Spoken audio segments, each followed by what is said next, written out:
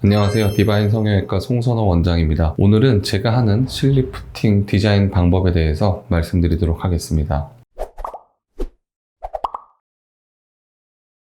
얼굴층은 피부부터 깊어지는 순서대로 피부, 얕은 지방층, 얼굴 표정 근육을 싸고 있는 막인 스마스층, 그 층 아래쪽에 깊은 지방층, 그리고 뼈의 순서대로 존재하게 되는데요. 중요한 혈관과 신경은 전부 다 이 스마스층으로 덮여 있기 때문에, 즉 스마스층보다 더 깊은 쪽에 존재하기 때문에 스마스층 위, 피부 아래쪽 얕은 지방층을 통해서만 실리프팅을 진행하게 되면 전혀 부작용 없이 안전하게 진행할 수 있습니다.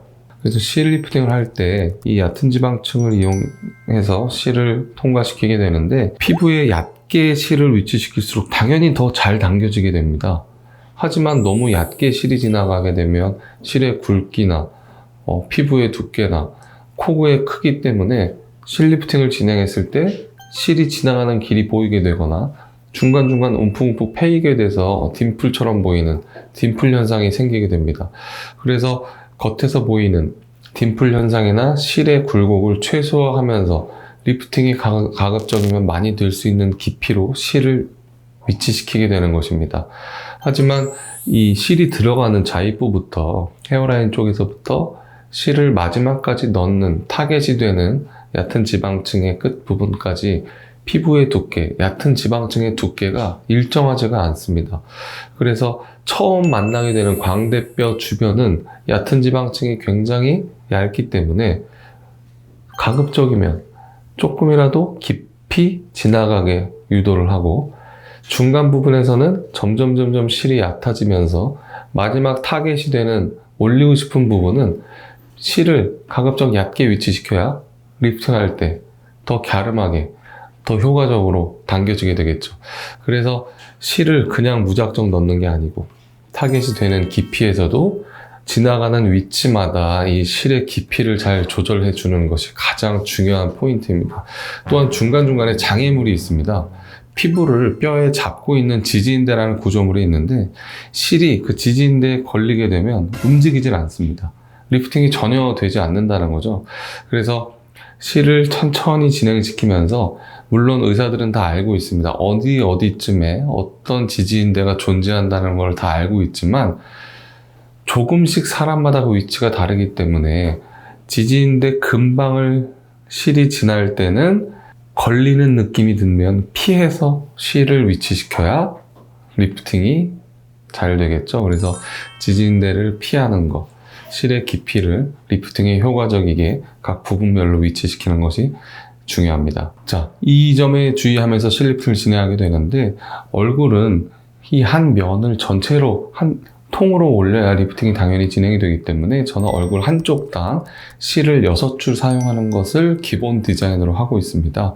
6줄은 6군데의 타겟 지점이 있어서 그 타겟 지점을 걸어서 올려주게 됩니다.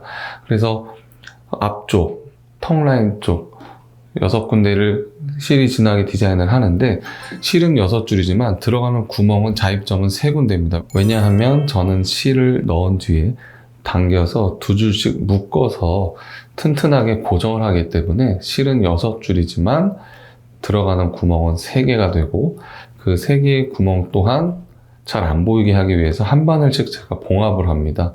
그래서 며칠 뒤에 3군데 봉합한 실은 오셔서 제거하시면 됩니다. 리프팅의 기본은 수직으로 위쪽 방향으로, 중력 방향을 거스르는 방향으로 올려야 되기 때문에 기본 리프팅은 광대 근처 위쪽에서 6줄이 들어가게 됩니다.